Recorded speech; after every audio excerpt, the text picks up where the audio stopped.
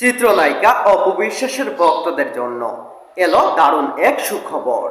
বছরের শুরুতে এই প্রজেক্টটি ওটিটি প্ল্যাটফর্মে ওয়েব ফিল্ম হিসাবে ঘোষণা করা হয়েছিল।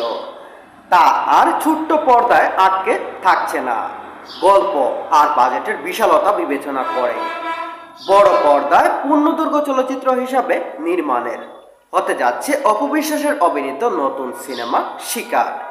সীমান্ত এলাকায় থ্রিলার গড় আনা গল্প নিয়ে তৈরি এই সিনেমায় পরিচালনা করছেন কামরুজ্জামান রুমান। প্রাথমিক পরিকল্পনা অনুযায়ী গত মার্চ মাসে শুটিং শুরু হওয়ার কথা থাকলেও প্রি প্রোডাকশনের কাজ নিখুঁতভাবে শেষ করতে কিছুটা সময় লেগে যায়।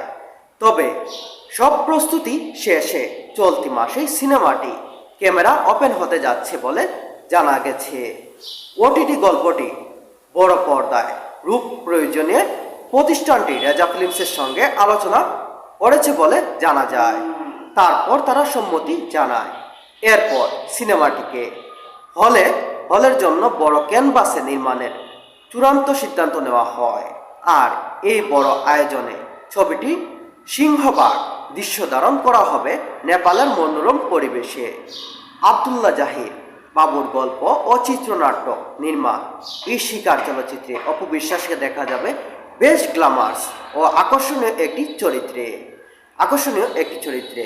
আর এতে ডালিউড কুইনের বিপরীতে বড় পর্দায় জুটি বাঁধতে যাচ্ছেন ছোট্ট পর্দার পরিচিত মুখ মুরতাজ